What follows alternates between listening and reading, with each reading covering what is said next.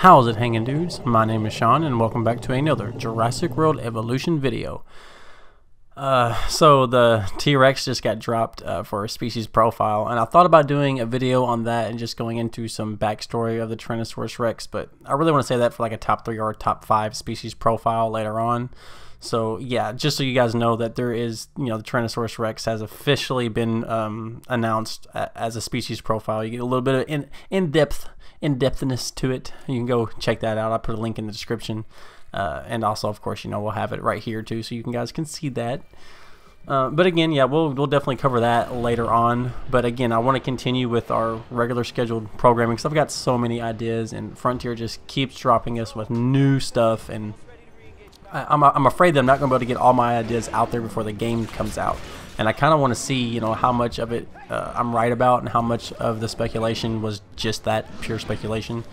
I'd like to be able to look back on some of our videos and be like, hey guys, remember when we talked about this? Yeah, we was right, wasn't we? We was right. Anyway, so yeah, smack a like for Jurassic World Evolution if you're a fan of dinosaurs. If you're a fan of the T-Rex that just got dropped, smack that like button. Comment down below what you think about the T-Rex and what you think about Jurassic Fight Club, because that's what we're going to talk about today. So yeah, subscribe if you're new and turn on that notification bell. You gotta turn on that notification bell because if you're new to the channel and you see my video once, you might not ever see it again in your recommended section if you don't click that bell, even if you subscribe. It's the way it is. There's a tiered system to subscribers and how they notify you on your cell phone or on your computer. So, if you guys want notifications, you got to click that bell. Anyway, I don't want to harp on that too much. I just, I know you guys really like some of my content, and you guys, come here first for the Jurassic World news, and I don't want you guys to miss it. If you guys are picking my channel to come to first, it warms my heart. It means as much to me as you can possibly imagine, and I don't want that to stop. So, hey, thank you. So, definitely want to get these ideas out here, and that's what we're going to do today. We're going to talk about Dinosaur Fight Club, Jurassic Fight Club. Like, these things have been kind of being touted out there. Like, a lot of people have been talking about it, especially Riot. He's like really excited for it. But even Swerve, he one of his videos, he says that one of these buildings may be the dome, where the two dinosaurs fight, right? And we've had some kind of inkling that might happen. That might be a thing. We've had some devs talk about it. Some devs talk about dinosaurs fighting, and even if there's not like an actual 1v1 dinosaur building that you can have, it can definitely be in the game. Dinosaurs will fight, so who's to say that you just don't make your own enclosure if they don't have anything at all, right? And there should be an area for that, an arena of some sort. Let's hope. There's a lot of speculation, but nothing's confirmed, so I don't really want to speculate on anything that that is confirmed, because nothing is. So it's just the way it is, guys. I don't want to bust your balls here. It just is the way it is. But let's talk about it for a second. Made by this guy, which is one of our avid Discord members. He sent me a message, and he wanted to know about what dinosaurs I think, herbivores specifically, I think will be able to actually stand up to a carnivore. And if we do this Jurassic Fight Club, how will that play out? Will there be a herbivore that can actually take on a carnivore of any sort, right? We've seen that a trike might be able to take out a T-Rex, maybe. But when you get into the genome and the modifications of the genome, who's to say you can't have a trike max out his defense, max out his attack, to the best of your ability? Put that up against a regular T-Rex that was just brought out of the hatchery. The Triceratops might win. See what I'm saying? It might win. If you have a really badass Spinosaurus that's been in a few fights, has a few scars, has a little bit of notoriety, you've upped his genome a little bit, you souped him up a little bit, and you put him up against another souped up dinosaur, I wonder who's going to take the title. You know what I mean? Like, what if you could do that? How cool would that be? And if so, how even more badass would it be if it was an actual park attraction, not just something you want to do on your free time, or something that I would do for a YouTube video, right? Just to entertain you guys. But What if that was an actual thing, and like the more and more you pit dinosaurs against each other, the more and more notoriety that dinosaur will get, the more and more people it'll draw to your park, right? How cool would that be? You know, the popularity of a dinosaur going through the roof. Now here's the thing, you know, it takes a couple islands to get before you can unlock the T-Rex. Now let's say, you know, you don't unlock Spinosaurus until a little bit later.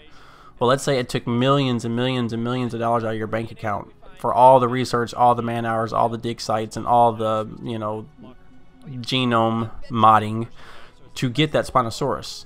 And let's say you want to do that, and you just put it up against your most badass dinosaur that you've already got, and it dies, and then all that money is just gone. You lost all that money. You lost all that time, all that effort. So I'm kind of thinking that if this is the thing, in which there's going to be plenty of people who will pit dinosaurs against each other, right? I'm kind of thinking that you want to take your dinosaur, whether it be a herbivore or a carnivore, and you want to put it up against small fights first. You know, maybe a dinosaur that's a little bit smaller than it, or one of its own kind. Maybe you have two different packs and you want to pit them against each other, right? So maybe that's how it is. And maybe these fights are a lot more natural. Maybe you just forgot to put an extra, you know, feeder plot in your enclosure, and now these two triceratops are fighting over, you know, who's going to get the last bit of food. See what I'm... And you know, same way with the T-Rex. You know, what happens if you have two T-Rexes, two Tyrannosaurus Rex in an enclosure? Let's just imagine that for a second. Now let's imagine you put one goat feeder down. Now they're going to have to fight over this goat feeder. You see what I'm saying? They're going to have to really, you know, who's going to get that goat? You know what I mean? Like, they're going to have to fight over that. So that by itself, like, these dinosaurs might be making their own notoriety, if that makes any kind of sense. There's just a lot to really piece together and really unpack. You know, like we seen, what was it, like two sticky Moloch butting heads, right? So, like, wow, you know what I mean? Like, there's going to be a lot of that, and like we could see raptors fight a lot. There's you know, there's a snippet out there where there's raptors are snapping at each other. Now, why is that? You would think that raptors can be in packs, right? And they would roam in packs and hunt in packs. So why are they fighting? What's happening? Is it a stressed environment? Do they not have a well-made environment? Is there not enough food? Are they not happy? You know, are you not managing that well enough? Is that the reason why they're fighting each other? You know, so there's going to be as much of an emphasis on trying to get your dinosaurs not to fight as much as there is an emphasis on trying to get, you know, the dinosaurs to actually go toe-to-toe with one another. Now, if it's a park attraction and you can do all that, that would be super cool. I mean, we're going to do the Jurassic Fight Club no matter what anyway, right?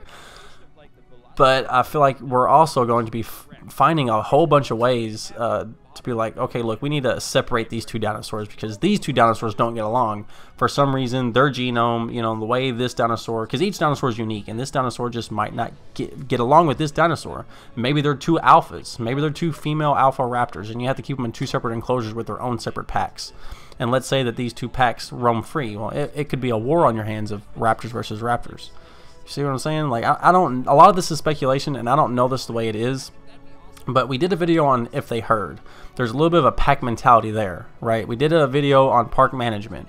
So there's a little bit of management involved in this. And now we're doing a video on Jurassic Fight Club.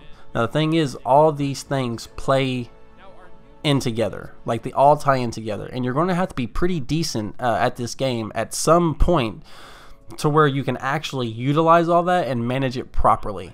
There's going to be an extra emphasis on getting the enclosures just right. You don't want to have a huge dinosaur with a small enclosure. It's going to stress them out. You don't want to have, you know, too many dinosaurs in too small of an enclosure. They're going to get territorial. You want to make sure you have enough feeders and stuff like that, or they will fight each other. Even, you know, even herbivores will fight over the last leaf of, you know, whatever the greens is in your little plant feeder. So we're really going to have to keep an eye on this. And if you don't, you know, you could be bleeding money left and right. And what I mean by bleeding money, you're like, oh, why, I just lost a dinosaur, whatever. I have 15 Struthiomimuses. Well, yeah, but add up how much money it took to get that Struthiomimus, right? And now let's say you lost 3 or 4 Struthiomimuses. Well, that's a few $1 million in the tank that you don't have anymore. And then let's say, you know, you're kind of preoccupied and you forget that that dinosaur's dead, and plus you have 13 of them, so it's no big deal. And then that dinosaur starts to decay and disease, and then all your other ones start going down. and they all start dying, and then you are down to like 1 or 2 Struthiomimuses, and now your Struthiomimus exhibit is, you know, it's not even popular anymore. You can't see the Struthiomimus because there's only 2 of them, and you know the enclosure's huge, and nobody can really. You have to really kind of look for them, and there was a whole lot. Now there's not, so you're going to be bleeding money that way. It's not going to be good for you. You know what I mean? Like, the emphasis on the fighting of the dinosaurs is directly connected to how well you manage your dinosaurs. And if you manage your dinosaurs well enough to where they don't fight, well, that might be the only way that you can actually do the Fight Club right. Assuming that there's not going to be an attraction, which there's been some hints and stuff like that, but I don't want to say 100% for sure because I don't know. I do not know. But if you do have an enclosure that's an empty enclosure that you want to use yourself as a fight club, and you have all your dinosaurs happy and maintained in the regular enclosures, and you're cool with that, and the dinosaurs are cool with that, and you're making money and your park's happy, well, then you can go and you can trank a T-Rex, and then you move it into that fight club arena, and then you trank a trike, and you trank a trike, and then you take that one and you move him into that fight club enclosure, and then they both wake up, and then boom, they fight. Right, so that's one way you could actually kind of do that, and but still allow it to where you're not, you know, screwing yourself and bleeding a lot of money, and you know, really just these dinosaurs are just sloughing off left and right, and you don't have them anymore. You see what I'm saying? So that's one way you can do that. So a lot of people's, you know, been asking me my thoughts on the Fight Club, and I kind of do want to do a Fight Club too because there's a lot here. There's a lot to go through.